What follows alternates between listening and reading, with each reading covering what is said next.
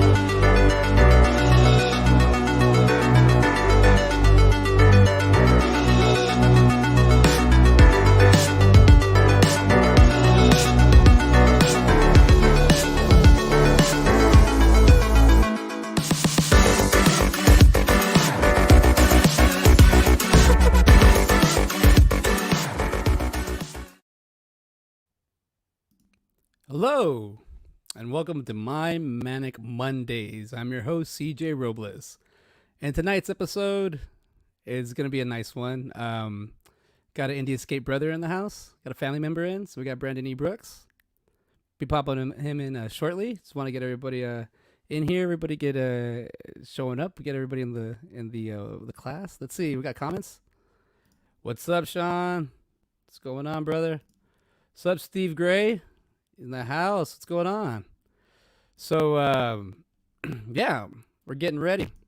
Go, Steve. What's hey, Brandon? Got a shout out already? Like I was telling Brandon, we were just talking. Like I should just click the camera on 15 minutes ago. We're having already great content, but I was telling them I get excited sometimes, and I really can go about 7-8 minutes before I introduce somebody, and sometimes I get too excited and I just bring them in. Gotta just bring them in. But well. Tonight's episode is going to be a hangout, going to catch up. We're going to be just chilling. Everybody hang out with us. We're going to just go down a little bit of movie. I guess, actually the way I was thinking about it was Brandon has like way more experience in a lot of the stuff that I like. And since my Manic Mondayz is like an interactive vlog where mental health meets movies, this is going to be a great opportunity for me to ask the questions that I need to know a little bit more about in certain aspects of life because Brandon has the experience. Oh, love you too, brother. How's it? Yeah. Heart. That's supposed to be a heart, but I didn't do it well. But yeah, the family. Yeah, we got the family here. So I was going to talk about real quick. Remember, all our shows are on the Indie Escape Network. So if anybody's interested, feel free to look us up on YouTube and Facebook. That's the Indie Escape Network. And just to get started, what I have for this week's episode, because last week's episode of Side by Side Movies, which is now live on Thursday nights. I couldn't do it because I was scheduled to work. At the theater. I forgot to like block that out. So we're gonna do. Oh, what's up, Joe Ridgely?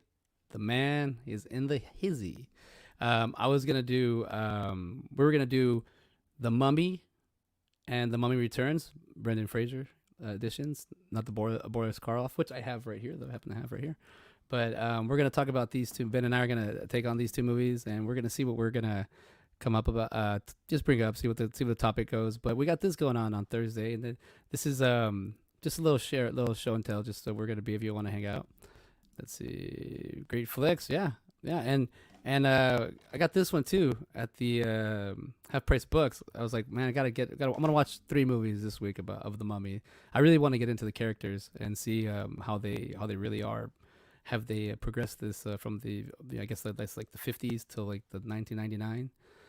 But that being said, I didn't post it last night because I got to co-produce the Indie Escape Network End of the Night, David Lee Madison's End of the Night, and we had Jim Crutna on there, and it was a great episode.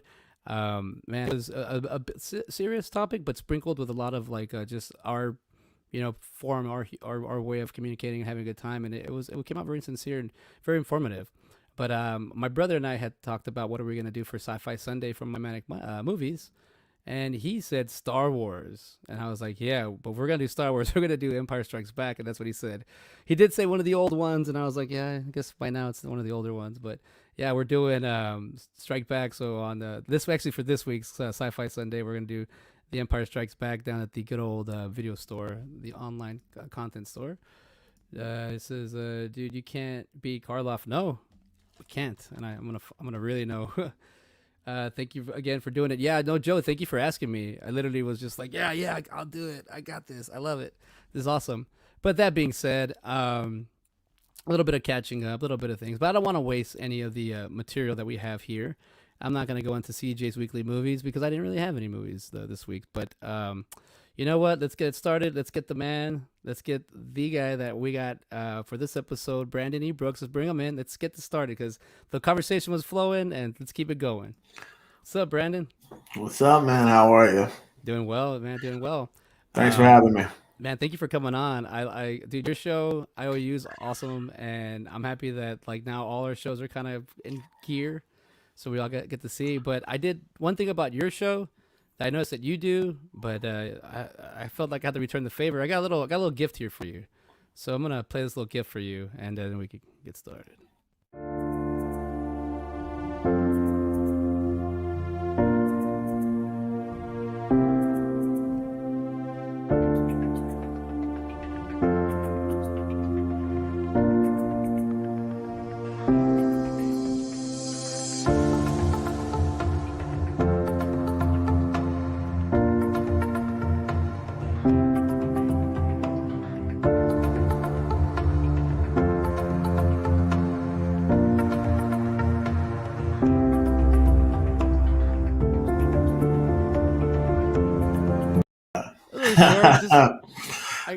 Man, appreciate that. That was cool. Thank you. Thank you, bro. You always got them for everyone else, and I'm like, man, Brandon's and in fact, like when I got like your part, I was like, damn, there's like so many things. It's like an encyclopedia.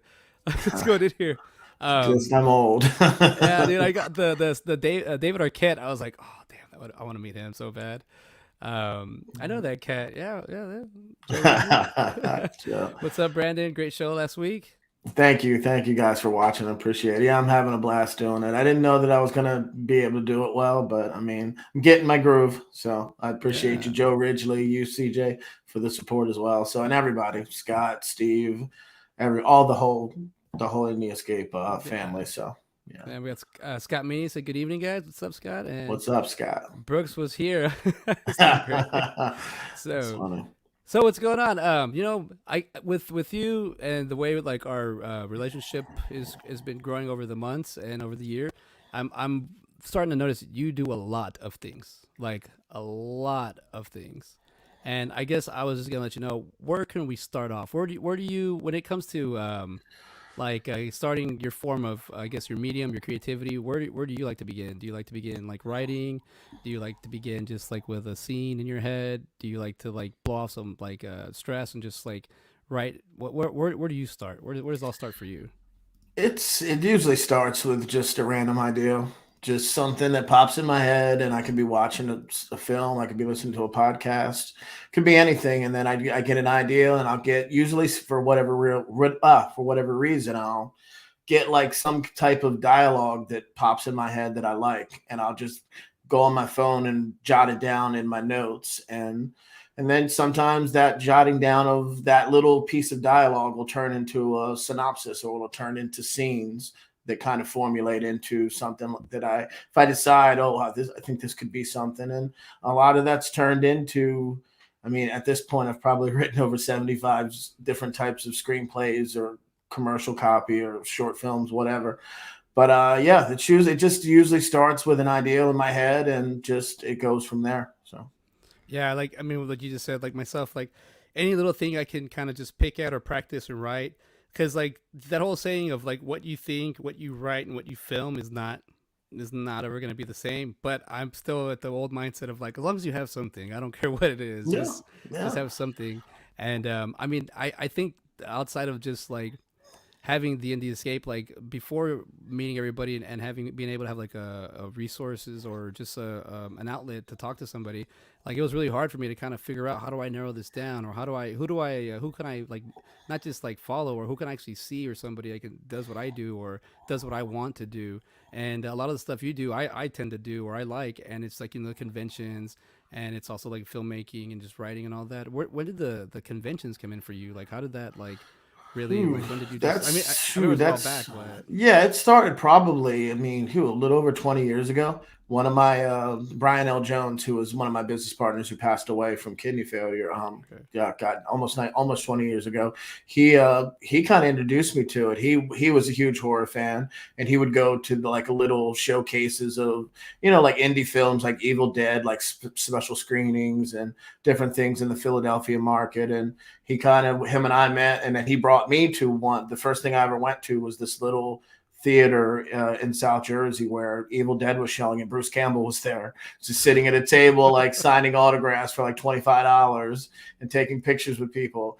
And yeah, it was just, and then we just went to I think the next one was a Fangoria show, and they used to have those up in North Jersey. And I was just, I mean, I was always been a horror fan since I'm a little boy. So John Carpenter's Halloween is my favorite, The Thing, and so many. I mean, I could talk all day about horror films, but from that time frame. But yeah, that just kind of back probably a little over 20 years ago. The Fangoria shows and the Chiller Theater shows, they were the predominant shows of that time, and I just would go to every one of them. They were usually only twice a year, like in the spring and closer to Halloween. Okay, And yeah. yeah, I just started meeting different people, and then that's kind of the time frame when my filmmaking like journey began. So I started kind of using it as a tool to write some of these stories. And if I thought that, hey, would Tony Todd be in something of mine, or would Linda Blair, or whoever, and it just helped me kind of just mature into not only just a better writer, but it just, you had options. I'm not going to be able to go somewhere and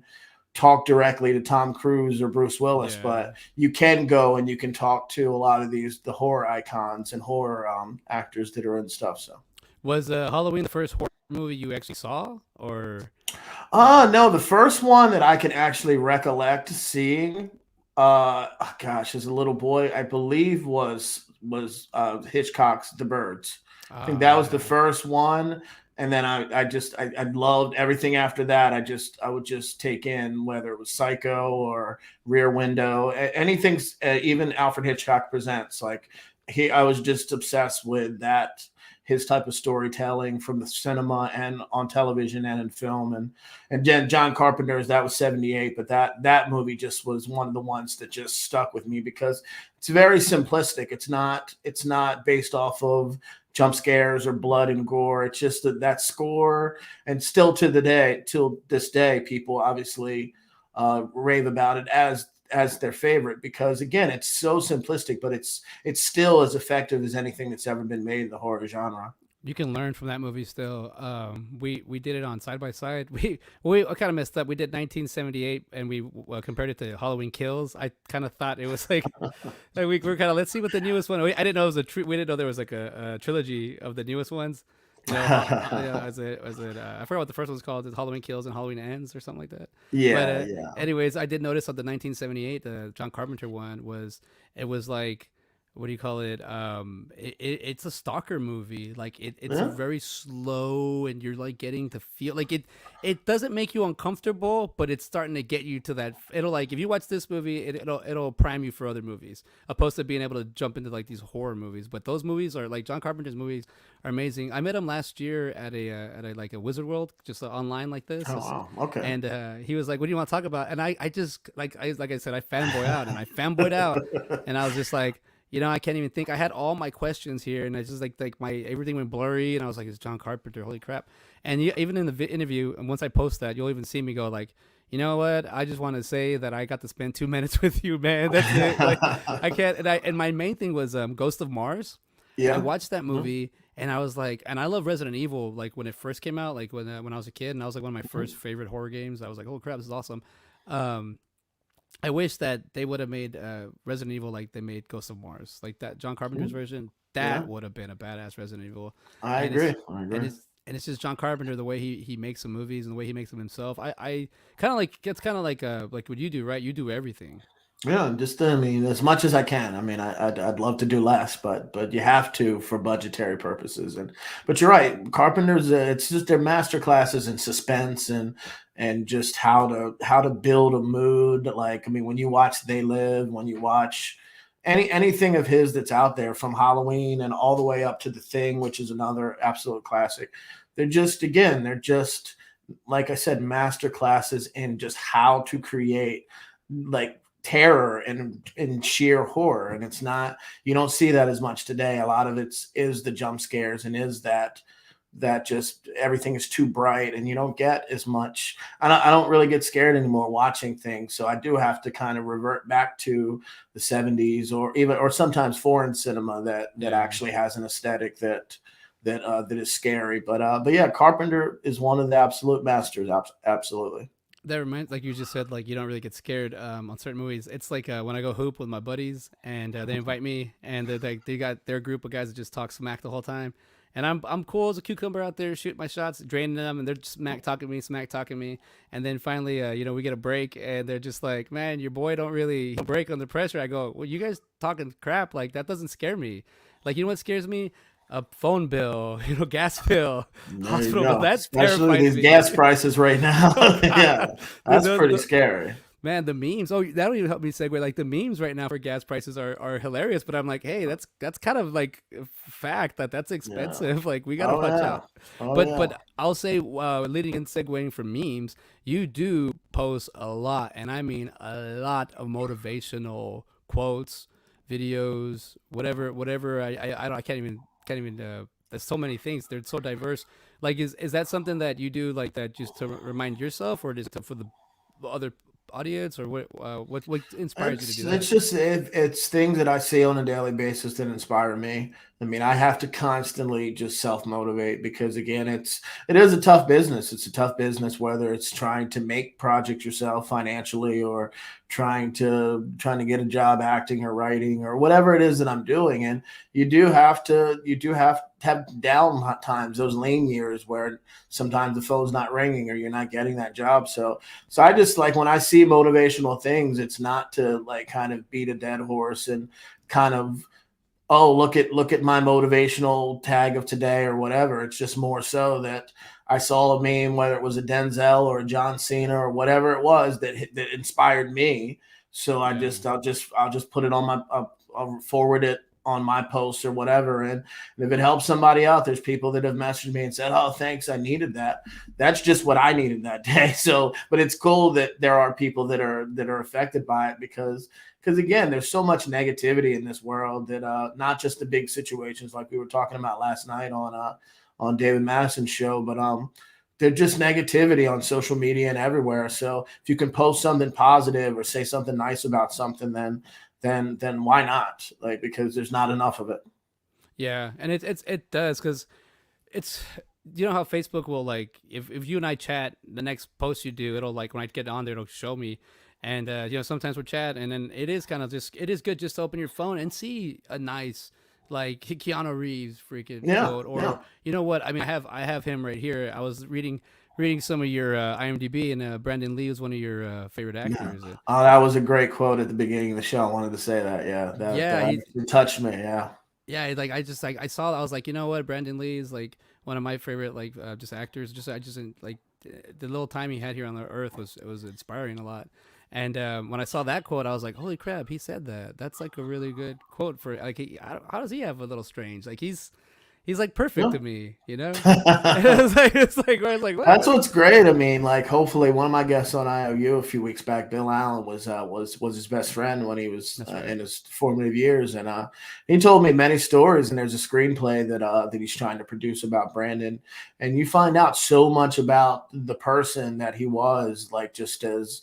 I mean, all the insecurities about being the son of the dragon and just a lot of things that like we don't really know most of these people unless we actually meet them and we form relationships with them. Like they're celebrities and they have their stature on whether it's sports, film, music, whatever. But we don't really know what goes on in the heads or behind the scenes with a lot of these people. So when you get to actually read, like I got to read that script of Bill's about Brandon, just opened up a whole different respect for him and what he went through, losing his father young, and again, just dealing with it's enough to deal with that tragedy, but it's another thing to overcome it and become what he was becoming, that was snuffed away, unfortunately. But I mean, he would have been one of the biggest movie stars in the world. He was on the way to that. So yeah, it was kind of like he was destined kind of to go through that route. And then like, man, when I saw him in Rapid Fire, I was like with Dolph Lundgren, and I just see him doing his hand thing. I was like, there's just no way I'll ever learn that. That's like, how do you learn that? And then The Crow, I have it right here.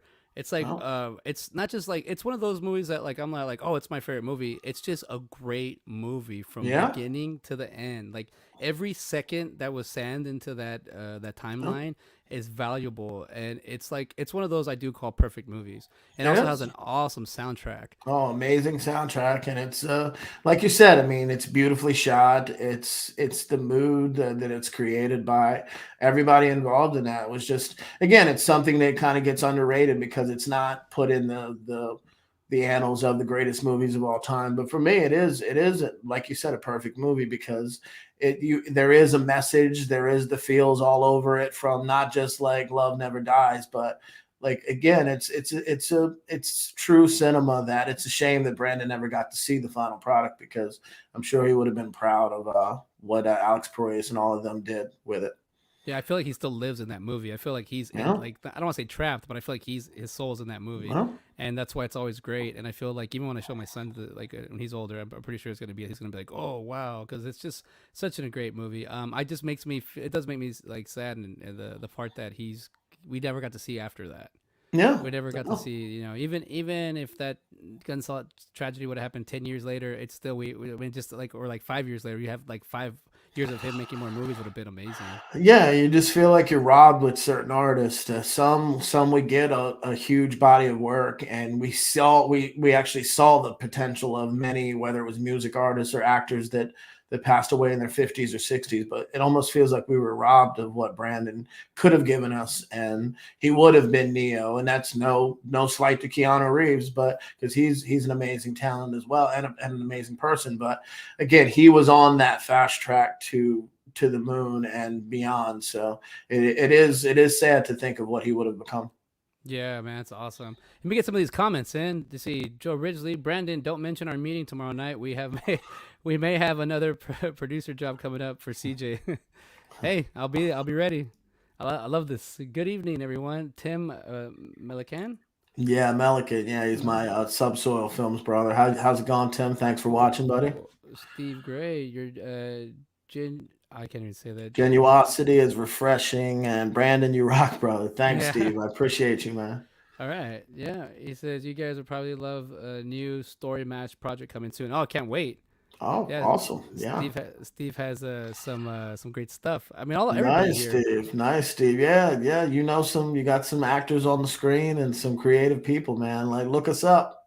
Yeah, exactly. We're always there. I did want to talk to you about some of your work. So, Sickness, you got to work with Brian O'Halloran? Yeah, Awesome. that's years back. There's a whole story to that'll be told on a show at one point. Cool, But cool. but Brian, I got in touch with him through a producer friend of mine, Eric Wilkinson, who I believe was on David Madison's show a while back as well.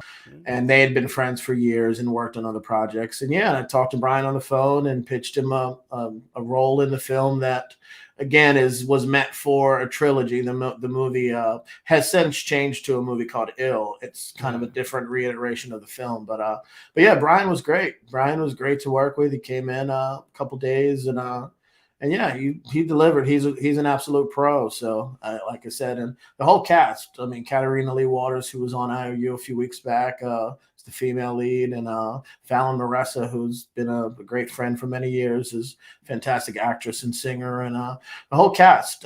Lamar Bunbury is the African American gentleman on the poster there. Him and I went to high school together.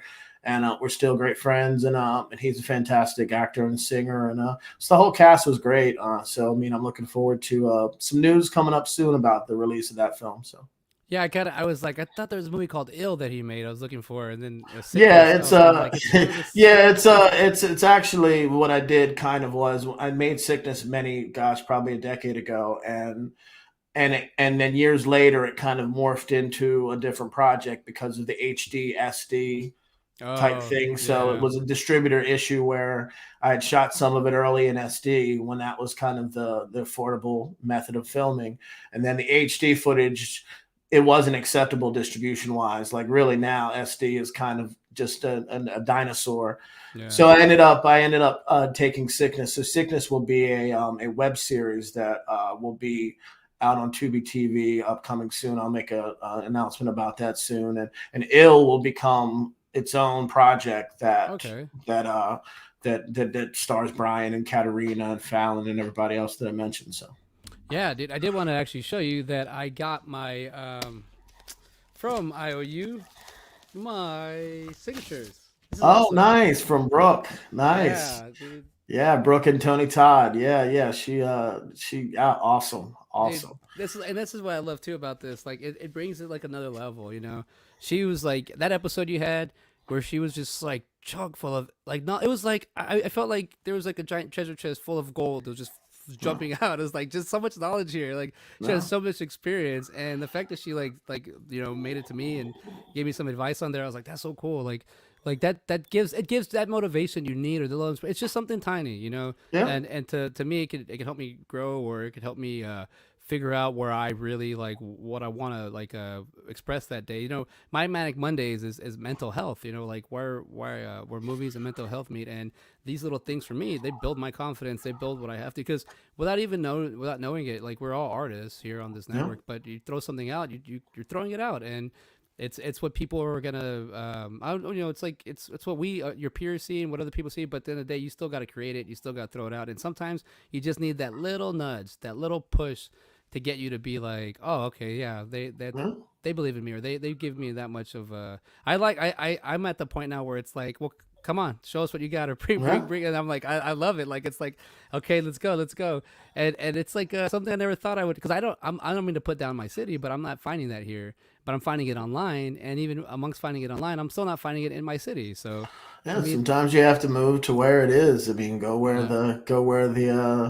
where the talent takes you. Well, I've gotten that advice from mentors because it's not a lot that's happening necessarily in New Jersey, but I mean, it's there are things slowly after the pandemic that are happening. But again, you kind of have to find your tribe as far as the people that you work with, and we've built a nice little one that's growing here with the Indie Escape, and then the same in the film business. You just have to find the good people and weed out the nonsense people, and then those are the people who support you and back you and give you those opportunities. And I wouldn't even be here on right here with you or on IOU or anything if I didn't happen to watch the old version of the show that Joe originally created. It that inspired me just because there was knowledge that was being dropped on that show from a lot of cats like Michael Mandeville yeah, and so many people on that show. So, and that's something we didn't see as much. Like you have to pay a lot of money to get a lot of the information that's put out for free on these shows. So for me, it took me a while to decide if podcasting was something I wanted to do. And once I got into it, I was like, you know what? I don't want to just ask people, hey, what was it like to work with this director or that actor? Sometimes you have to because it's Sidney Poitier or it's yeah, hey, you met Michael Jordan or whatever it is, but it's getting down to the nuts and bolts of the struggles, and we heard people like Rob Schmidt talk about anxiety and being sober for 22 years now, and we heard Brooke tell horror tales about being a female in a male dominated business. yeah. So there's just things that I mean that can be learned, and if someone can take something from a little nugget from my show, then it's worth doing. Yeah, especially with that Brooke, like that. She was saying when she gets on set and people were like not really talking down to her, but that female thing. I was like, in my shoes, I'm one way, and then I got to remember there's other people's shoes, and there's also those other people's shoes that are kind of causing the friction or kind of making things a little difficult. But through her experience, it's like I might not work the same for me, but at least I'm aware of it. I mean, at least Yeah. it's there. And you're right. A lot of the stuff here, it could be expensive, and you might have to go through 3 or 4 years of film school to just Yeah. understand it. And then you come to these shows, and it's like, oh, that makes sense now. But Yeah. if I didn't go to school for this, or I wasn't aware of it, I wouldn't know where to look. And Yeah. I was telling Brandon before we were in the green room, I was like, when I got started with the conventions, I never thought I was going to start interacting. I never thought it was going to lead me here. It was just kind of like, I enjoy this. I have fun here. And I'm happy that we both have like a serious first Michael Bean story that's just Yeah. kind of Yeah. he put us in the direction. Is like, that's awesome. There's other people I can share these experiences with. What's a movie that you like to watch, like your go-to, that's whenever you're down, that's gonna pick you up. Like Ooh. for me, it's the 1986 animated Transformers, the movie. Oh, that's a great one. Yeah, I That's love. probably one of the top 10 on my list. I think I used to take flack from friends about that. One of the greatest soundtracks ever, and Yes. it's also just again, it's sad. Obviously, the spoiler alert, the death of Optimus Prime, but so I mean that was something as a kid that was heartbreaking. But again, there is something to it that's uplifting. How it all kind of comes out in the end. So that's Yeah. definitely in my just like Rocky Four. It's Yeah. popcorn fun, but again, it's not just that it's East versus West. It's that overcoming the giant. It's that fighting for when you don't really, no one thinks that you can win. Like even your wife, even Yeah. Adrian was like, you can't win. And again, he is because he's rocking. He's going to overcome the odds. But things like that have just always been motivational to me. And in a weird way, just sometimes it is scary cinema. Sometimes it is some of Carpenter's work. You mentioned Ghost of Mars, which again a lot of people talk trash on or whatever. But again, I saw it in the theater when I was younger or whatever, and young Jason Statham and Yeah. many. So it's like again, but I mean, you go back to all of his body of work, and I can find like solace in a lot of things. But for me, I mean, to answer that question more accurately, cinema can do that, but a lot of times for me, it's music. I can just Oh, lay for okay. hours and put the earbuds in and just all different types of music, and usually it is stuff that's kind of soothing or slow, but sometimes it's not. It's things that take me back to those early days of, it could be when I was in the clubs in my early 20s, or it could be in my teens when I had a certain set of friends that were just off the hook, and we just didn't care about whatever it is we were doing. And so yeah, just again, and music has always kind of transformed me into a space that, and I can go back, I can hear a Madonna song, or I can hear a Duran Duran song, or a Michael Jackson, Yeah. or whatever it is, and it kind of takes me back to a time that sometimes it'll make me sadder, and but then I'll turn on something that will totally pep me up. So Yeah, it does that whole, like, I mean, we're finding out, or we know that a lot of nostalgia stuff is connected with our pop culture, and there's a lot of stuff. When I hear like New Order, because I was but my brother and I were the little kids in the back seat where my aunt is like 16, and we're like 5 and 6, and she's driving us around and hanging out. We're listening to New Order, The Cure, yeah, Depeche Mode, all that. And then like well, when I hear it nowadays, I just like I get into it. But it's just one of those things that when I was younger, just being exposed to having a big family, being exposed to everybody's no, kind of their kind of things, and then me having my own identity as like I enjoy this comic book stuff. I enjoy these movies. I enjoy, and as I was getting older, I was like, all right, I got to figure this out, because it just seems like you're gonna age, it's gonna suck, but let's enjoy what we're gonna do with our time. And I always thought you have to have a job and do this, and then you start making this your work, you start making this your job, and it'll lead you someplace. And um, you know, I think also too, the experiences you get from just doing things that you need to break out of your comfort zone helps you as a creative. And if you have like it's funny with Rocky Four, like everybody loves that one, but I'm also a fan of Rocky Five. I like Tommy Gunn, but it's not the actual movie; it's the story in the movie yeah, that I like yeah, about Rocky Five.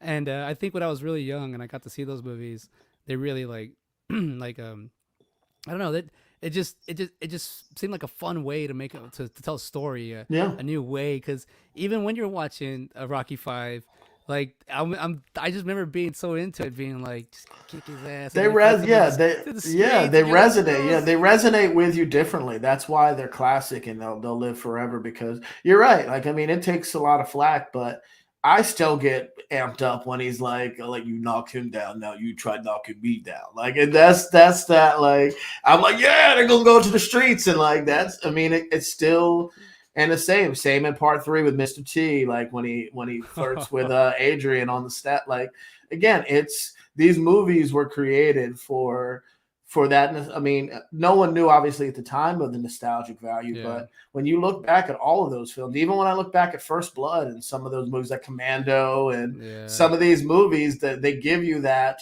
genuine nostalgic feel that takes you back to wherever it was you saw, whether it was in a movie theater and you're on your couch, whatever. And again, that's what makes all those films epic. Like the thing about like the more the people that are my dad's age, and they'd be like, "Commando's not realistic. There's bullets flying. He never gets hit." And I'm like, I don't care. Like Doesn't matter. doesn't matter. Like I don't He's a care. superhero. He's a superhero long before the Oh Avengers yeah, yeah. and That's all those guys. the pedigree of the superhero started there. I didn't, God, you're right, because there's the quote that Schwarzenegger always says that the director said for Conan. He goes, "If we didn't have you, we'd have to go and make him. So you Yeah, already came built." And I was like, man, that's like that. Stay ready. When you stay ready, you don't gotta get ready. Like just absolutely. little things like that. I tell myself, and I always try to like be more of an upbeat if I can. I mean, I'm a realist, and if I get upset, I get upset, and I'm hard. I'm hard. But I've learned over the years to not like beat myself up, because if not, you're gonna get stuck while the whole world is No, moving, and you're frozen.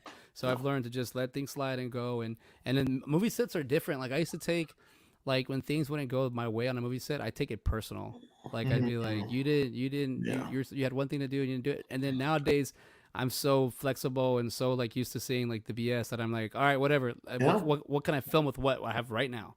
What can Yeah. if it's just a shot like this, and I can use the audio, then this is what I'm gonna do.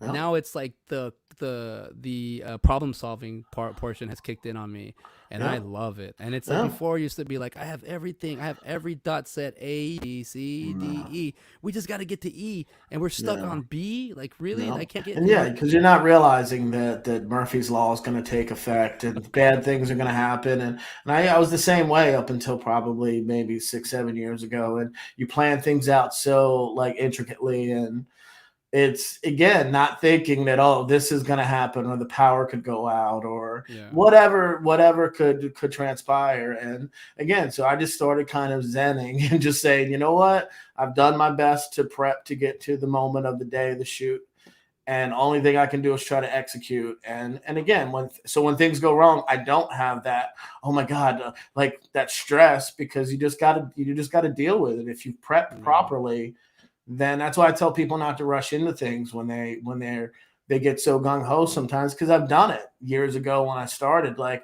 no one's waiting with a street date this Halloween for like Halloween ends or whatever. Yeah. We can take our time to make a movie or finish it or whatever and get it right. And people rush because they think they're on a clock, and then they end up making mistakes, whether it's sound or actors or whatever it is. And for me, it's just the best thing to do is just breathe, take everything in, and try to plan things the best way possible you can, and put yourself around the right amount of right people. And it doesn't matter if that's 5 people or 10 people Yeah. to make a feature or whatever.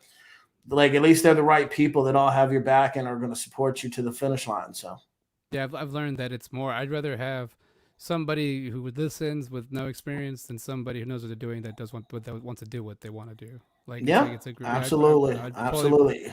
I used to get upset. I used to be like, man, like I don't like that these people don't have any experience. I got to babies. I used to say babies speed the food spoon feed them. I'd have to do baby steps, and I would just be like. Then I'd work with somebody that's just like showing up 45 minutes late or 4 hours late and be like, oh, I'm good to go, baby. Let's do this. I'm like, you already sucked all the air out of Yeah, the film. absolutely. I'd rather have showed this person like, look, I need you to take this camera and just do this. I don't care how it looks. We'll practice, but and then be like, okay, and then be eager to work on that and get on it. No, Like no, absolutely. when you brought up Hitchcock, one thing I started when you get into like these arts and these mediums, and you really start seeing the people that were before us, and I started hearing all this stuff about Hitchcock, and I was like, holy shit, this dude's he's got to have it his way or no way. Yeah. The part that got me was he because the birds, I remember seeing the birds when I was younger, but I didn't understand it, the black and Mhm. white, and I Yeah. couldn't. Yeah. I was like, are these birds attacking? Because it was a little too dark for me to really understand. Yeah. But like there's a what I forgot what quote it was, or it was the thing I was watching where Hitchcock, they're like, you're only the director. They finally told him, like, you're only the director. That's all you're gonna do is direct. You're not gonna tell people where to stand. You're not gonna tell how to shoot. You're not gonna tell a cinematographer. You're not. He's like, okay, but he did everything in the plans towards where like they have a shot, and Hitchcock wants the shot between these two trees, and what he does is he cuts the trees in half, and the parts you can't see on screen he removes, so the shot has to go in that little tight space. And I Well, was like, this well, genius, like he got what well, he wanted, but he just kind well, of and I think that's what makes a filmmaker. I think yeah. that right there, where you have to like really, if something's offered to you or something's showing you and it doesn't work, you got to make it work. Yeah, And you got that to find your niche. Yeah, and that's what separates the greats from the okays. Yeah. Yeah, yeah. Yeah. I was so there's a portion on my show here where I have my manic media. It's the media we use, during the week or during the month that helps us kind of unwind. If there's a movie or like a song, like when I had Scott Meany on, he said that he likes to listen to right now vinyl. Just put a vinyl record on and listening. What's your manic media right now that you're using that's helping you get through these times? Ooh, a lot of a lot of Celtic music. Celtic. A lot of music that's just soothing. A lot of stuff that is just keeps just soothes me. It just takes me in that Zen space.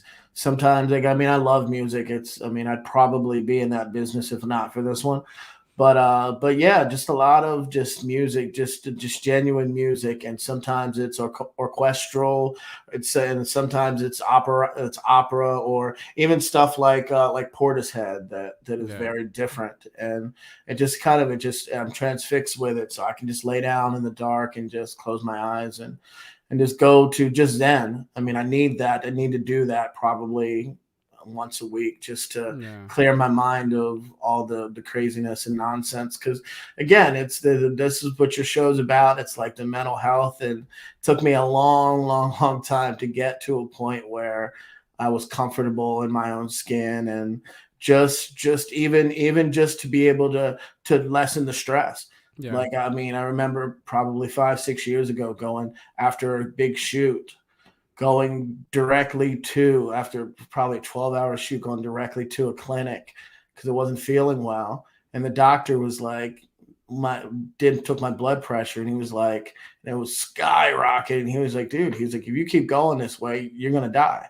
And I Yeah. remember his face, like I never saw the guy ever again, but I just was like, you know what? Because again, I was stressing about every detail of that film and everything that was going on in my life. It was like on my shoulders. I have to make this happen for everybody, and I have to do it. It has to be great, and it has to make money, and it has to, and it's too much to put on one shoulder. That's Yeah. why it is a team effort.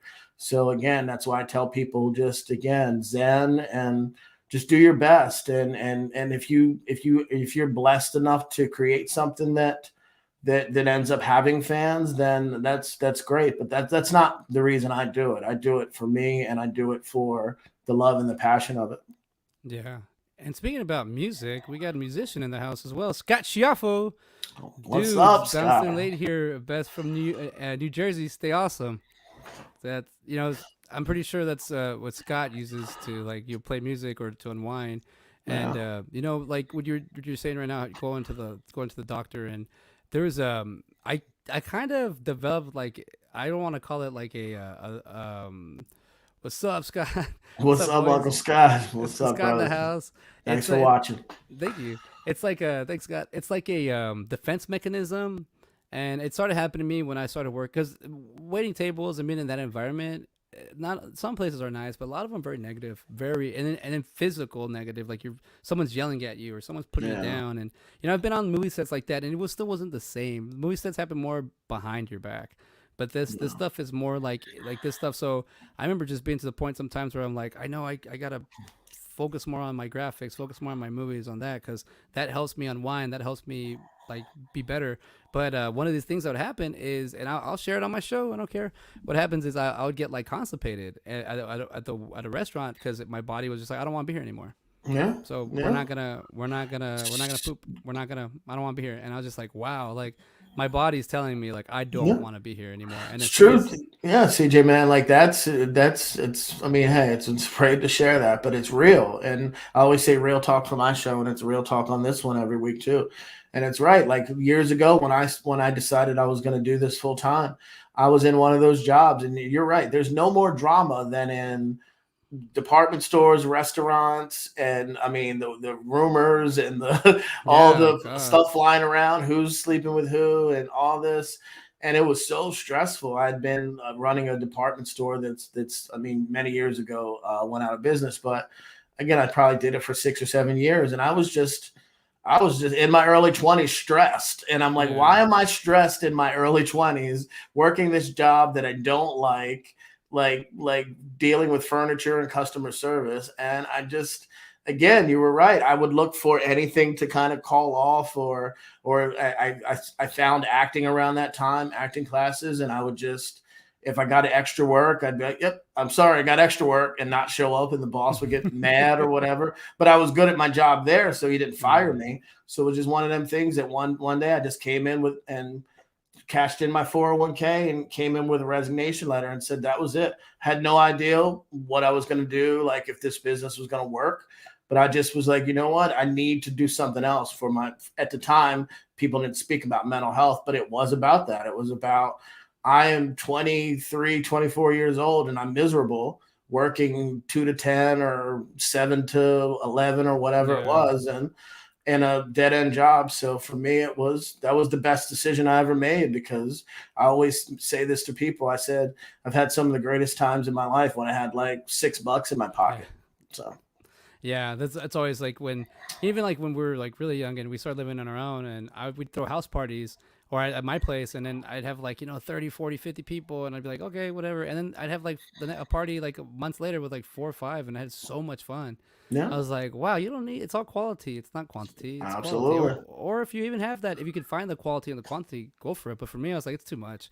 Too much work. And you're right. Like, just the other day, you hear people like at work, like arguing. I mean, you see the videos online where people fighting, employees fighting with each other. And it's like, damn, like, I mean, the internet is very negative, but it brings that reality from the, from like life into it. And I'm just like, I don't know. To me, if you get that point where you want to hurt somebody, I feel like you gotta step away, back up, and just kind of breathe and unwind. And figure out that's a problem. Figure that out. Like like I said, when I would do a movie, I take things personal because I was always used to people like crapping on me. Like you're trying to do something outside the norm, and they're like, especially here, like people just crap on you, and I'm like, all right, I'm just gonna do what I gotta do. Yeah. And now the internet's around, and you can throw it out there, and you can get your movie made, and it's like, oh shit, I hope he doesn't make it. The people aren't gonna like. I mean, again, that's one thing that one of my mentors told me. He's like, you have to be comfortable with people not liking you, whether it's a podcast, a movie, an acting job, whatever it is. Like, because people will read the comments on IMDb or wherever and get so mad and angry and lash back at fans or whoever. And I'm just like, that's not good for your mental health, because again, there's people who trash The Godfather or some of the greatest movies of all time. And some of them are trolling, but some people sometimes it's just not for everyone. So for me, it's just, I always say like, hey, if somebody doesn't like my performance or doesn't like my show or whatever it is, okay, cool. Thanks for watching. Yeah. Right. Move to the next one. Yeah. So. And I'm also hoping like this episode, especially one of these episodes, like with you and one of the family members, I kind of want people to see that, years later, like here's the gears, here's how it's grinding, this is what it takes. And still, it's always a grind. It's going to be a grind till I'm in the ground. It's that's just what it is. It's just what it is. It's not, there's always learning. I'm always listening to a podcast. I'm always reading a book. I'm always at these things, talking to more experienced actors or filmmakers. What did you do? How did you circumvent that? How did you deal with distribution? It's an ongoing struggle and it's an ongoing game, but that's part of the climb. That's part of the grind. So for me, I get up every day loving it and knowing that that's what I set out for, and that's my calling. So for me, there's nothing else I want to do. So, and there's nothing else that I will do while I'm here on this earth. So, yeah, and that's it's that simple as that. And like the thing, yeah, you took the words out of my mouth. Like I have the expression like, do I want to do this or would I rather do that? Now, would I rather work a 12-hour double shift at a restaurant that I know I can do, or would I try to learn how to do graphics for a job that has to be done like in 2 days? It's like, yeah, it's dangerous. I mean, that seems very pressurable, but I mean, just do it. I'd rather do that than I'd rather learn in those 48 hours how to do that than work two doubles. Because I've done it before. I've done the doubles. yeah, I know what to expect. So I'd rather do it the opposite, and I'd rather go here only because it's like I haven't been here before. I haven't touched this part of my life, and let's go with it. And I think as I'm getting older, I'm understanding that life just happens, and you can't cry about it, you can't whine about it. It's just gonna go, and you can get stuck in the past, you can get caught up in the future, but it's all about right now, these moments. And that way, you'll learn to appreciate the motivation. You'll learn to, like, people that post a lot of memes. Sometimes you read somebody's negativity slacks, like if they're all these jokes and like, well, you think you're funny, but it's just the memes.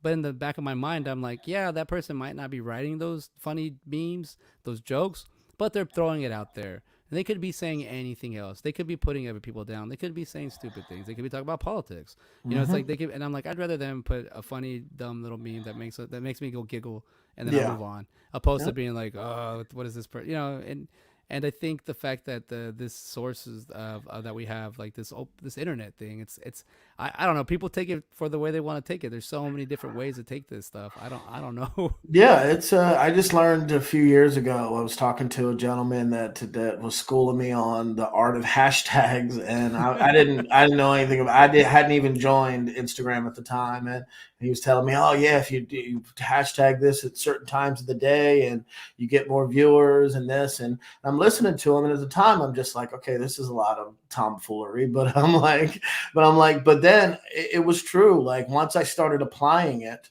to Instagram and to some of the social media sites, it has benefited my career because a lot of people utilize it incorrectly for nonsense or spitting venom or politics or whatever. And that's fine. It's freedom of speech. But for me, just as a professional, I just prefer to utilize it so people understand that I'm a professional in different areas of the business, that whether filmmaking, screenwriting, acting, whatever it is. And that's benefited me hugely, just hashtagging correctly, like certain posts, even the motivational post that you spoke of earlier. It's people understate the fact that people are watching everything that we do. People are watching. So even if you are a school teacher, you're doing something and you post that you're at a convention with a drink in your hand, that could be detrimental to your livelihood. I don't have that issue as in film business, but you still sometimes are thought of how you portray yourself, whether you're a celebrity or not. If you're spewing venom about certain politics and you're ticking off a certain side, you may not get that budget that you want for a movie. You may not get that job. So, and again, I'm not ever going to tell anybody to not be real, because I'm going to tell people what I think about things, but I'm going to do it smartly. I'm not going to go out there and trash businesses or people, because that's just not how I roll personally. Yeah. But again, there's a way to do social media that benefits you and your career. Yeah. Yeah, you're right. You gotta, like, your image. I mean, to me, I think that's funny. Your image is everything, but it is nowadays, especially like the way you create your own image. Like, it's kind of funny. We're posting stuff about like our lives and stuff, and I don't know. It's also like, to me, like the machine. You're feeding the machine. Like you're giving it what it wants. Yeah. And to me, I'm kind of like, I'd rather just kind of slowly. Also, you know, I don't really do anything that's like, I live kind of a boring life. I'm like, I ain't got to do nothing. Like, it's for, I guess, the younger crowd or the people my age are crazy. But But I guess I that don't makes think that it's makes good that much sense. interesting. I don't really think I'm that interesting either. But again, it's the way that you portray yourself. It's how you come off. It's who you spend time with. And that's sometimes that's it. I've had people say that they didn't hire specific people because they saw them talking trash on social media, or they saw Yeah, things they didn't like or whatever. And again, I don't necessarily judge that way, but again, sometimes you do have to look into certain things and decide, am I going to get into business or get into bed with certain people that are wild cards, or that are difficult. So again, that's the world we live in, where everything is out there. People, when people do things, it's instantly there in front of you, yeah, whether it's a DWI or what, getting arrested for whatever, it's there. So if you're out there that way, it's your image is sometimes your badge, to where people look at it and say, okay, I'm gonna look at this person that way based off of that. They have no idea what's in your heart or yeah, what type of talent you have. Sometimes people just judge you unfairly for things they see in the media. And again, I try to look deeper into people, even people that have demons, whether alcohol or drugs or whatever. Just like our buddy Scott, like, overcame a lot. And if yeah, people didn't see the great heart that man has, then he wouldn't be on David Madison's show, and he wouldn't be a brother to us right now. So I have so much respect for that, even more so than people that sometimes like look like they live a squeaky clean life, and they have all those things behind the scenes that are dirty. So yeah. And that's the thing I love about Chiafo, man. He's genuine, and he is who he is, yeah, and he's not trying to blow smoke no, up your ass. He's not. He's just like, no, you have a conversation. You're having a. It's like it's so real, and yet yeah. it's so real that you're having this conversation with him. Huh. It's just a good dude. I mean, and that's, you can tell it just by, I mean, even that event a couple weeks ago when we were celebrating his book. It's, again, he generally was emotional about these people celebrating him, and it's not, and he's not a patter of his own back, but it was good that we did it for him, because he deserves it. And for being that type of dude that not only overcame what he overcame, but just to still be relevant and doing what he's doing, like with Kevin Smith and with End of the Night with David. And again, like I said, people like that I'll always clap for and I'll always support, because they're not fake. They are the real people. They're the real artists out there that should be supported, and that everybody should know their name, more so than some of the TikTokers and some of the people in the world that don't have Yeah. as much talent. No, you're absolutely right, and it really gets to that point that's maybe like the new time. You know, like my younger brother was like, "Yeah, I'm watching TikTok," and I was just like laughing at him, like, it's just TikTok. And then I'm like, "Oh, now I'm the dumbass because TikTok is the thing." You know, I was like, "Oh shit, now I gotta memorize it."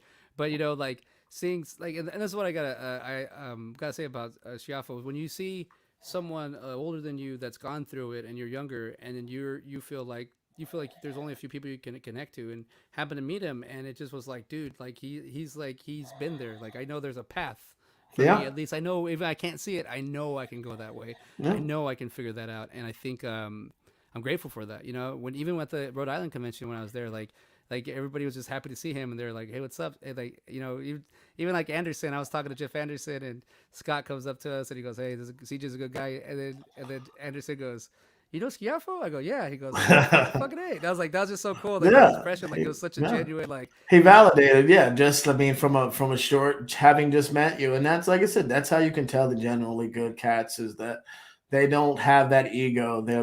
You're part of them, their family, or their, and that's what I feel with cats like William Forsythe. Like, I met him at a random Monster Mania many years ago, and again, he just saw that I wasn't BSing him about like having like loved his career up to that yeah, point. And again, from that point, he just pulled me kind of into his small circle, and we've been friends ever since. And again, it's just sometimes people vibe, and they're different worlds, and they're different. Your world is totally different than Shiafo's, but again, you're brothers now in yeah, this, and then you're going to work together, I'm sure, in life. And one day I'm going to shake his hand, and I'm going to cast him in something, and we're going to do some good stuff. And yeah. again, this is the world that our man Joe Ridgely is building, and I'm happy to be a part of it. So. Yeah, and for the record, I kind of worked with Shuffle with the Scott Meany's project. We kind of Scott Meany kind of bridged that for me. You're both from Scott Shuffle.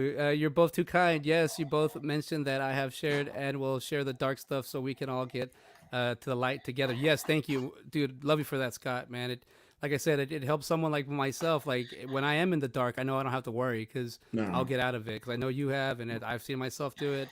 I hope that there's younger people that Yeah. see it and they can help out. It's always good to like. And that's the thing I love about movies. That we have all have something in common. And now it's like No. y'all also are like musicians. Like I'm like, okay, I gotta learn something.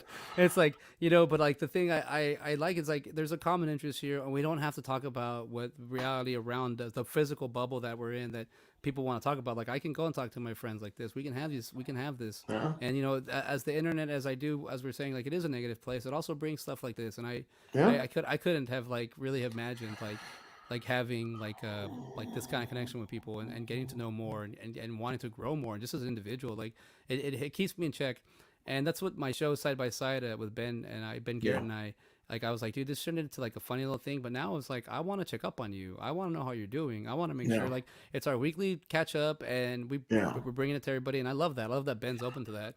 Mona's my hairstylist, and she freaking hangs out with me, and we do podcasts. Like it's just because Yeah. she's such a good speaker, and she likes to watch movies, and it's like I'm like I want to be around the people that want to talk about the things that I want to Yeah. talk about, It's your or tribe, man. It's your yeah, tribe. man, It's the people that support you are the most important. That's what we're building here on the network. And yeah, I mean it's good because I mean it's you should have those people in your life that genuinely support you. They laugh at your jokes, but they actually think they're funny. Not yeah, just ha ha ha ha ha. yeah, Like, yeah, that guy's stupid. No, but like no, they really, I mean, that's necessary. And that's why again, I had apprehension about, like I said before, about doing this. And because again, I've been through so many different things in my career where people stab me in the back, whether it was yeah, business partners or friends or whatever. And sometimes it makes you jaded. It makes you cold sometimes to people and what their agendas are. And when you're not making capital off of something or people using you or whatever. But luckily, I mean, I just see people for who they are, and the people that are on this network are genuine people that and the people we're trying to bring into it to further it are genuinely good people. and yeah, and just like you, man, like I said, it's not about my experience to yours, because again, it's about me. I want to see you win. I want to yeah. see you make movies as an actor or filmmaker or writer, whatever it is you want to do. If I can be a little speck on helping you do that, then you got my number, brother. So Yeah, I'm yeah, the yeah, same for anybody out there too, Steve or Joe or anybody. That's how we all should be. We should all uplift each other and want to see each other win. And that there's not enough of that in the world of people wanting to see people genuinely succeed. And that's yeah. So just right there, what you just said, like that made me change my mindset a couple years, like maybe like last year, because I was just saying that we are a little speck on the whatever, like Hollywood or whatever the movies are yeah, being made, yeah, Netflix. We're tiny, so like we have to support each other, and even no, like the people here in Austin that I've worked with in the past, where I was kind of like, I don't know if I want to help them out or support them. Now I'm just like, nah, there's only us. Like that's all it yeah, is. yeah, If I turn my back on you or you turn your back on me, we're gonna be half of the yeah. what we were. If we let's go. And even if you don't get along, you have issues, just grow it. Just try to figure it out and change and grow. There's that quote: you got to be the change you want to see. And it's if you don't support your brothers, your people that are trying in your states or around you. I anytime there's someone in Jersey, I'm the first person to repost or say, hey, congratulations. And it doesn't matter if it's even Libby McDermott or some other filmmakers that live in other places. Independent film is difficult because we don't have the machine. We Yeah, don't have that the big money and that big.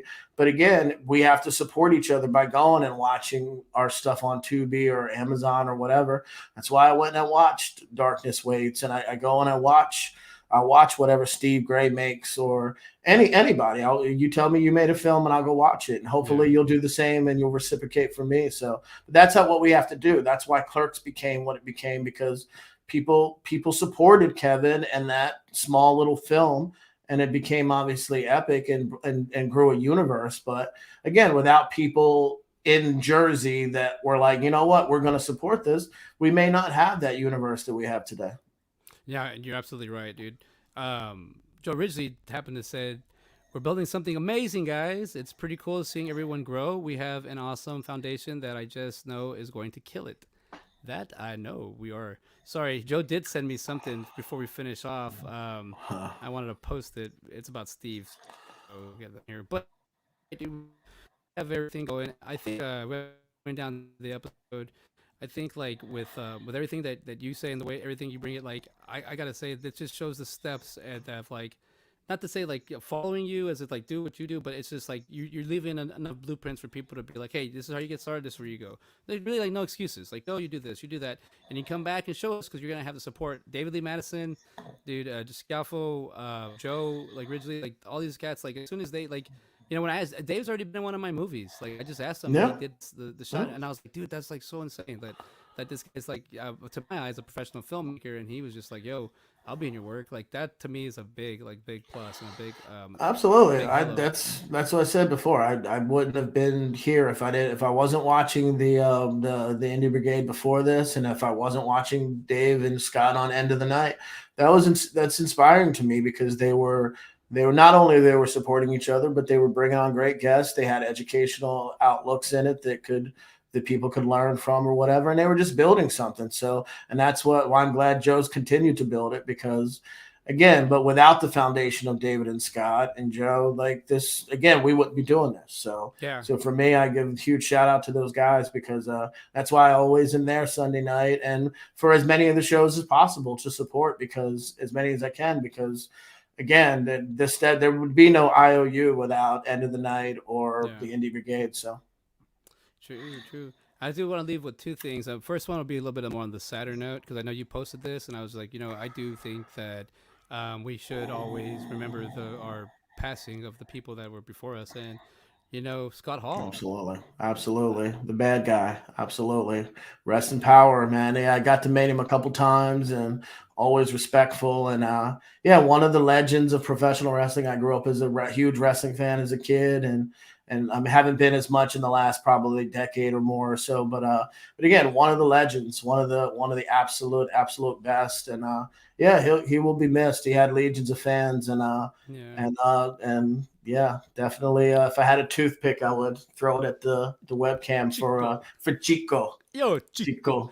Chico. The So, thing is, yeah, he is like, yeah. When you find out he's super freaking tall, and you see like when you see him as a kid, and you're like, dude, that's Razor Ramon, Razor's Edge. that's That's Les like Ramon. that's right there. And then you find out he's Scott Hall, and you get older, and you're like, but man, I love that he That had was me. Like, yeah, it yeah, he was had me.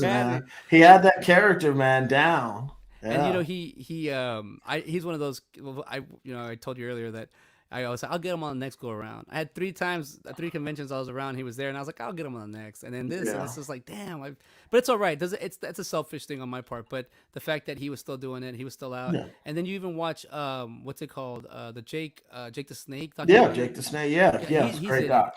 and he plays like kind of like a side character in it. But watching Jake the Snake, Robert, it's like go through his thing. Like I want to meet Yeah, him. Like yeah. he's gone through a lot, and the fact that like that's another guy that I never saw him as a villain. No, Like I no. never saw Jake the Snake as a villain, and then you talk to him, they'll probably say he wasn't a villain. Like I talked to Mick Foley, and he was, he said He's in a other great ways. guy. I Yeah, love Mick Foley. great, great, great guy. Great I, guy. I, I got a cameo from him. I've met him. I've had conversations. Oh, Like nice, nice. he's such a good guy. It's He's a just great thing about pro wrestling is that they're like they may play villains or they may play the good guys, but all of them for the most part are just the best. Like some are even way more soft spoken. I remember meeting King Kong Bundy, who's a Jersey guy and most soft spoken, nice, sweet guy, and I'm just like. I'm thinking going up to him, is he going to yell at me? Or I'm a little kid at the time, and again, I'd seen him on Married with Children and on wrestling, fighting Hulk Hogan or whoever, and that's right. the nicest, like, hey, how are you, buddy? Nice to meet you. And it just like, and again, same with the late Bam Bam Bigelow, who was just one of my favorites. And I met him when I was probably a teenager and couldn't have been a nicer guy and introduced me to his wife and his young son at the time and took a couple pictures and I still have blown up somewhere. And again, it's great to see that even in the horror world that we go to these events. They play some of these guys that play these crazy killers from Candyman to Freddy Krueger or whatever. Couldn't be some of the nicer guys that you've ever met. So it's Yeah, cool. Yeah. I was waiting tables and the suburbs, and Mark Henry came in there. And I was like, oh, dude, this is huge. And I was waiting on him, and he shook my hand, and he did it so light, like so soft. I go, come on, Mark, give me. I'm a fan. Give me a little. And he just went. And I was like, oh. He was Yeah, like, I yeah. was like, I've sorry, never met man. him, but I've heard about that handshake grip. That hand probably took your whole, Yeah. devoured your whole hand, didn't it? Like you're Dude, just yeah, like, man. so I imagine shaking Andre the Giant's hand or something. It's like, Did you see the photos with the yeah, beer? Like yes, and then it's like this to it's like this to him, but to the a regular person, it's like yeah. It's like this. Yeah, he's got like a keg, but it's like, yeah, it's I like, like the what's it Jason Segel when they make fun of him from Princess Bride. Would anybody like a peanut? It's like Andre Giant like that documentary on HBO, that one, man, I love, or Showtime, I might have been Showtime. yeah, I love that. I saw that one 3 times, like yeah, in the weekend. I saw it 3 times, like Friday, Saturday, Sunday. But yeah, also the way they end it, the way the beautiful yeah, beautiful piano playing in at the ending, and yeah, his life story, and it's like a hype music, and it ends it on a high note, and I'm just like, what's going on? yeah. But yeah, wrestlers, I love wrestlers. The first time I met Goldust, well, it's not Dusty Rhodes. It's Dustin Rhodes, yeah, Dustin Rhodes. So yeah, yeah. I met Dusty Rhodes' son, and then he was I was like, oh, I gotta meet Goldust. He's one of my favorite. It's like like I like these like villain kind of characters, but they're Yeah. not. But then he was next to X-Pac, 1-2-3 Kid. I Yeah. loved 1-2-3 Kid. Oh When he yeah. came on the scene, I was like, look at him, he's doing all him and Matt Hardy. They would just Yeah. go and jump off the rails. I But loved him too because he did the martial art kicks, and yes, yeah, I'm a the kicks. martial artist, so like I was like, dude, he's doing like the kicks, like yeah. So And La Parka would get made fun of, but yeah. he had so many kicks Oh, he and was so great. many. So Parker was great.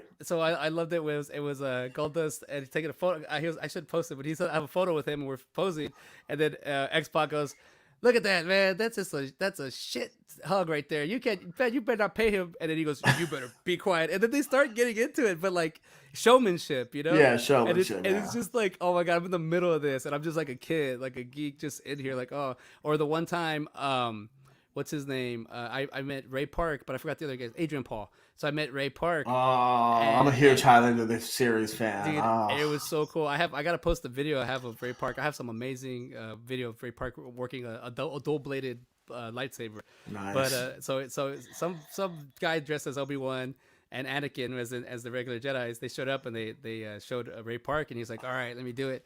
As he's doing it, Adrian Paul's like on the other side of the convention, and he sees what's going on, and he runs out all the way at Ray Park, and Ray Park sees him, so he pulls out like a wooden sword, and they start going at it. Oh, you have that video? I have the video of Ray Park. The video I have with Adrian and Paul is kind of you don't see the best. You just see Adrian Paul doing this at the end because I kind of froze, and there's also a person in front of me, so they kind of got in the way. But I do have the Ray Park going. Yeah, crazy. you gotta post that. You gotta post that. those. Darth Maul versus Duncan Highlander. MacLeod. Yeah, And awesome. I even have I brag a lot of I took it down, but I have the Christopher Lambert. I have the Wow, I've never met him. No, I met him that's online. another. So Okay. but I met him, and we share the same birthday, March 29th. And I asked him, I go, can we both coexist? And then he gives me like a real answer. Of course we can. We're here together. And I go, no, like No, we're you want the lie. You want the lie. You want the lie. I would like, and he goes, and then he didn't give it to me. But I got the signature from him, and he said there can be more than one on March 29th. Nice. I was like, yes. Nice. He didn't give me the line though. He didn't give me the line. But you Yes. know what, man? I purchased double minutes with him, and I just wanted to meet Christopher Lambert because as a kid, I was Christopher Lambert, man. I was a Highlander. It's just because I just love that. Like I got introduced to those movies way too young. Yeah, And then, me too, man. I had more. I mean, I loved Christopher, but I mean, I loved the series even more. And I just wanted. I even grew a ponytail. To be honest, I did. Had a ponytail when I was in my teens, and I had a katana just like Duncan's, and the long duster. And again, it's not embarrassing saying it live because again, those dudes are badass. So I mean, props to Christopher Lambert and Adrian Paul. You could also be Ramirez. Yes, very true. Very true. You could be Sean Connery. And that show had so many great cameos too, from like Roddy Piper and had a Joe lot. Jett, and like so many great episodes. And yeah, so I kind of gets lost in the cinema, Yeah. like in television lore. But Highlander the series is a great show. And rest in peace, Stan Kirsch, who was Richie on the show, another fantastic actor. I feel like Hercules falls in that category. Like they Yeah. kind of had like good runs, but they didn't really like people didn't really fall in love with them like the other stuff. Happy to hear you found them and became a huge part of the community. Yeah, Sean Smith. Oh, thank you, Sean. Thank you. Yeah, and, but just I wanted to end with this thing because one of your favorite movies is Things to Do in Denver When You're Dead. Oh yes, another underrated film that a lot of people don't talk about. When I first met Forsyth, first thing I said, one of the first things I said to him, and he's like, "You saw that?" And I was like, "Absolutely, it's one of my all-time favorite films." And then I think that might be why we became friends. I didn't go up and say Dick Tracy or something that was everybody or quote Deuce Bigelow. And again, those are great films, like no doubt, but. I've always, you can kind of tell if an admirer of someone's cinema or their TV by like the obscure movies they like. Yeah. and not that Things to Do in Denver was obscure, like, but it was a movie that was very underrated. It wasn't a huge theatrical box office thing. Like even like The Substitute that Forsyth's in was a theatrical film, and Tom no one knew who. Yeah, and the young Mark Anthony is the villain. Yeah, so dude, yes. But again, Things to Do in Denver When You're Dead, that cast of, I mean, is unbelievable. Andy Garcia at the top, like Christopher Lloyd, Treat Williams, like Gabrielle Anwar. It's just a great film that if people haven't seen it, like you should definitely check it out. So Christopher Walken's the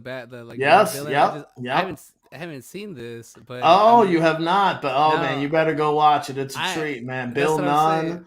I'm aware of it. I haven't seen it though, but I'm aware of this movie. I mean, the synopsis: 5 different criminals face imminent death after botching a job quite badly. And then I watched the trailer, and even the movie poster just looks amazing with Andy Garcia like that. Oh yeah, Jimmy the Saint. Yeah, some quotable lines in it. Young Fairuza Balk, like from The Craft. It's just a fantastic movie that again doesn't get its props because there were so many movies at that time, from Heat and a lot of the bigger theatrical movies, that Casino and things that were taken over that had the crime elements and all of that it kind of got lost in the shuffle. But I mean, again, to me, one of my all-time favorites. So thanks for bringing it up. Yeah, because the more we put it out in the air, the more people watch it and check it out. So.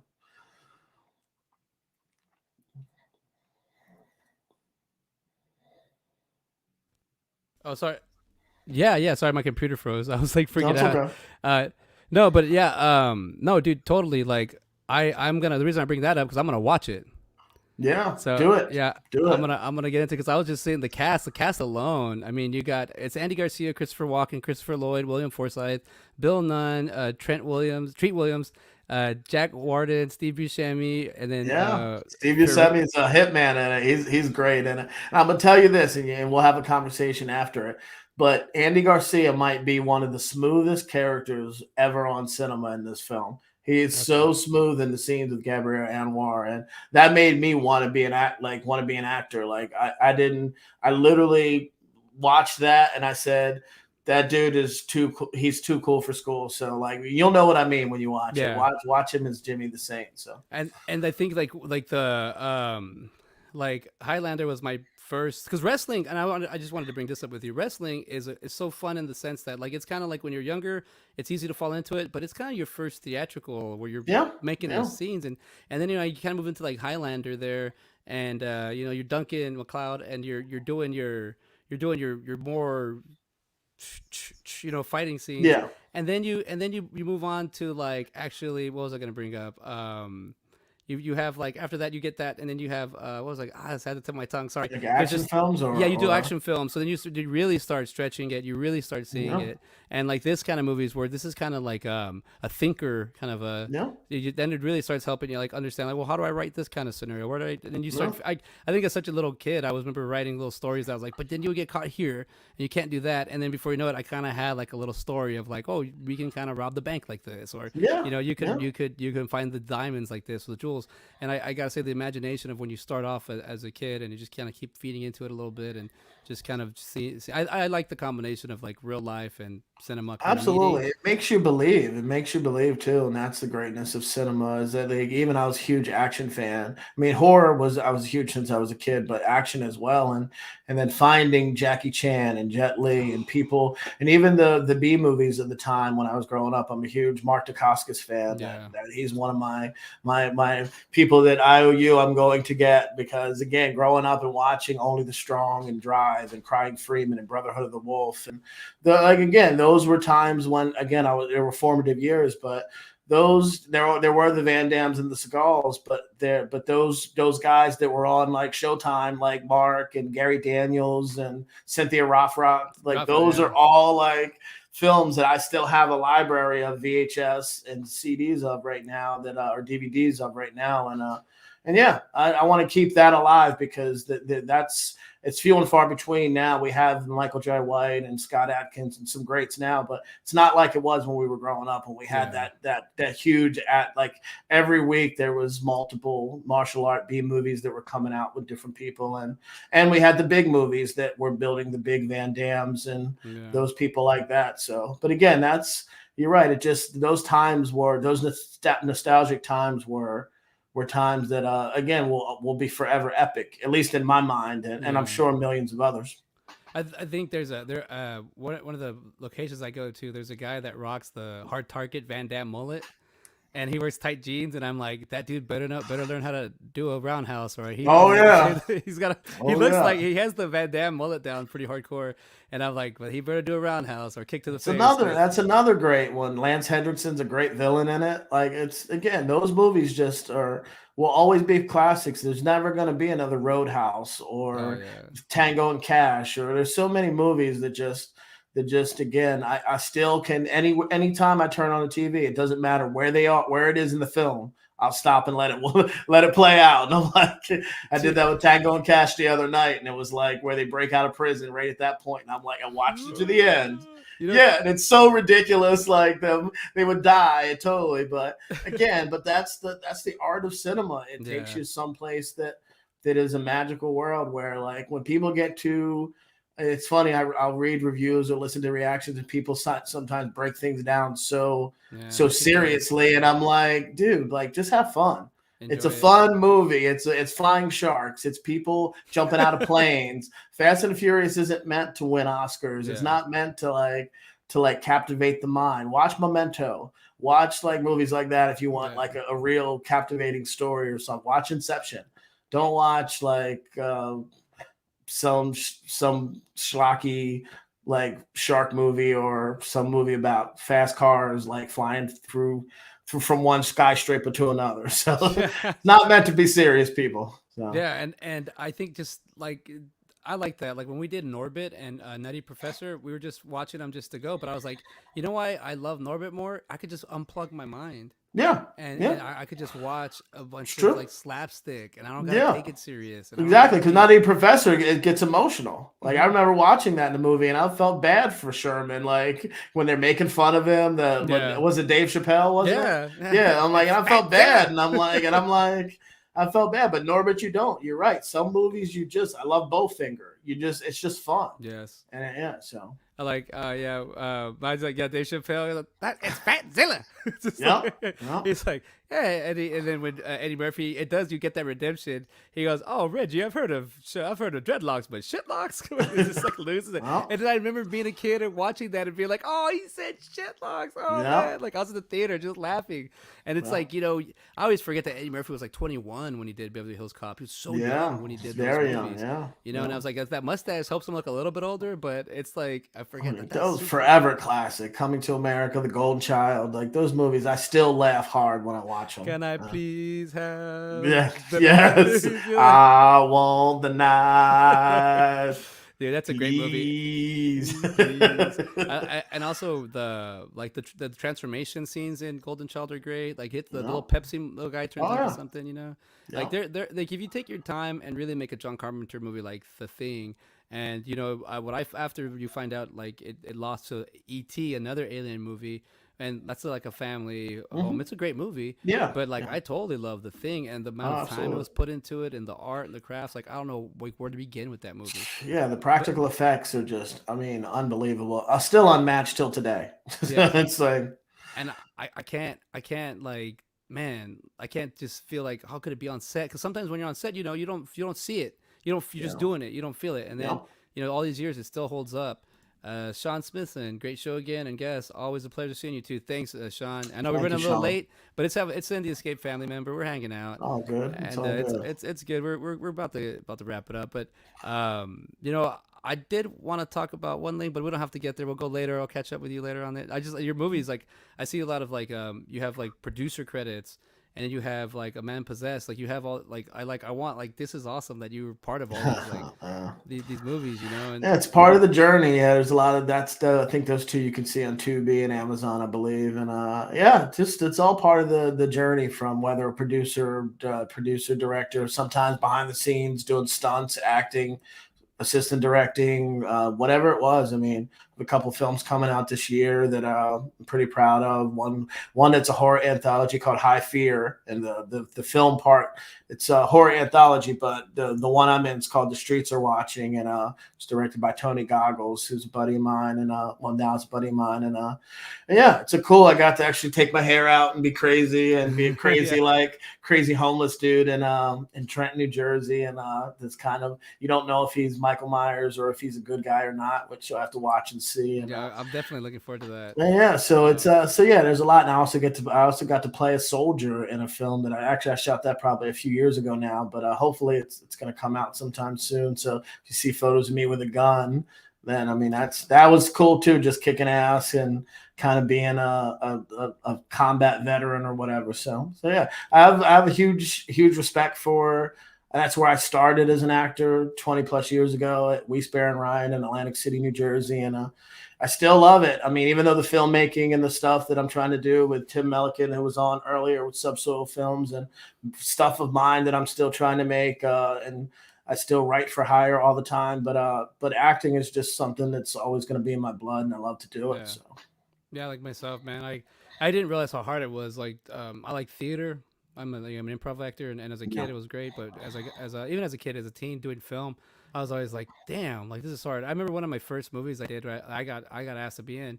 The director was like, hey, can you? I guess everyone's doing great and you're doing good. Dude, just can you please not touch your face? And then you touch your mouth. You do this awkward thing with your hand on your face, your mouth. I go, what? I don't do that. He goes, yeah. And then we did it again, and he said, all right, hey, dude, can you please stop doing that? And I was like, I don't. I'm not. I'm in the zone. I'm here. I'm not. I'm not. I'm like. I'm Yeah. okay. I'm trying to catch it. I'm okay. Let me try it again. And then sure enough, I go. I don't get what you're saying. And then he got the camera and he put up the flipped it and he goes, look what you're doing. I was like this. Like when I wasn't saying my lines, I was holding my mouth because I was like, I don't want to talk out of turn. And so I was like, all Yeah. right, my line's coming up. All right, my line, but I was getting me. You're getting me in the camera. And he's like, look what you're doing. But then after that, I was like, relax. He's like, relax. I was like, Yeah. okay, like, all right, then I don't, because also like I'm thinking I'm in the shot and only like my chin and my chest is in the shot, but if I'm Oh, doing okay. this kind of thing, Yeah. it's like I Yeah. wasn't aware. Like you have to have this the awareness. You have to. It's Oh a yeah. acting is You tough. A have lot to of people. stay on. I remember getting like decimated by one of my acting teachers in the beginning because I used my hands every time to talk. So I would always use my hands and it took me so long to break. As soon as I went to do it, stop, cut. And he would look at me and then I'd go again, cut. And then he would read me out, stop it. He's like, you're driving in a car, like do this. He's like, you're doing it, or there's so many little things that are nuances that Yeah, you're normally talking to somebody. If you're sitting in a car, you shouldn't be looking over yeah, at the person having the conversation because you're driving a car. But again, when you're a young actor, you have to get out of that space of you have to be in the moment of what the scene calls for and not in your head of yeah, I got to remember the lines and I got to remember this and I got to look at the person or whatever. And there's just a lot of things that you have to learn, and it's why I tell people that it's not easy. So sometimes people will ask me for, oh, can you put me in this movie, or family members, and I'm like, no, I spent a lot of money I didn't have for classes and getting reamed in front of groups of people yeah, to do it. I was like, yeah, I'm not going to throw you out there and because it'll embarrass you if you get yeah, out there and I put you in a situation and you can't swim and yeah, you're embarrassed in front of everybody. I've seen it happen on some people's sets before that I was an actor and they put their girlfriend in it opposite a seasoned actor, and she ends up in the bathroom crying because she wasn't ready for yeah, what was brought about. And it's a tough business. All this stuff we do is difficult. It's not the easiest part of it is is the after effects when you're watching Yeah. it and all of that stuff. The hard part is putting it together and making it, whether it's filmmaking or acting or whatever. So that's a lesson that needs to be pushed a lot more to people that think it's easy. Yeah, I did a film competition, a 48-hour one, and man, the actor I got, my acting friend, he kicked my ass. He danced circles around me. And that's when I knew I had to get back into acting because I hadn't acted in so long, but I was filming, so I thought I could kind of ease Yeah. in. And then it was like, no, you got to have chemistry. You got both have to be on the same page. And he wrapped circles around me. And I was like, good for him because I know what shots I want, but at the same time, it kicked me in the ass hard enough to be like, practice your shit, get on it. Practice it, yeah. That's why even the greats will go on stage, and the Hugh Jackmans and some of those people will jump if they're not doing a movie, they'll stay sharp on stage, and he doesn't have to stay sharp, but in his mind, he's always evolving. He's always doing something different, just like a lot of actors. So it's a craft. Yeah, yeah. Well, I'm gonna have to. I guess I'm gonna let us go here. I didn't realize we're already an hour 28 minutes in. Hey, man. It's so simple chilling with you, man. Been fun. Yeah. So I guess I'll kind of get closer to the end. I'm gonna isolate you so you can have a solo, and let know people where you're at, how to get a hold of you. Just you can reach me on Instagram at SSE Brandon, and yeah, that's Brandon E. Brooks on Facebook. Those are the best ones to look out for me on, and yeah, thanks for the time, CJ. Appreciate you, brother. And I appreciate you, Kevin, man. It's been a pleasure. It's been a great time just to hang out with you and just to get to know you a little bit better, just share some time with you, and just it's just great, man. I love the Indie Escape. I love that we're all here just to help each other out, support, and it is. Like I said, it's hard times right now. Just a little support comes a long way. And I feel like I can talk to you for like 3 hours, and it wouldn't feel. So we'll do it again at some point, yeah, man. And yeah, maybe we'll switch it up and have you on reverse on IOU, and I'll do the interview side of it or whatever. But yeah, we'll do it. Like I said, thank you, Joe Ridgely, for all of this that you give us all week, my friend. And Scott Chiaffo, thanks, brother. Keep doing what you do and doing it well, my friend. And yeah, appreciate you, CJ. And yeah, thanks for having me. This has been fun. I mean, I would have just been writing right now, probably just whatever. But hey, I mean, I'm gonna go back to it after this. But it was fun spending an hour and a half talking about movies and life with you, brother. Yeah, it is, man. And that's what I'm trying to get the show to be about. And thank you, Scott, for the comments. And you know what? Thanks for being part of this. And everybody, that's the Indie Escape. You can find us at the Indie Escape on Facebook and on YouTube. So we'll feed you a piece, and we'll see you later. Rest in peace, Chico. Hey, yo, everybody. Enjoy yourself. All right.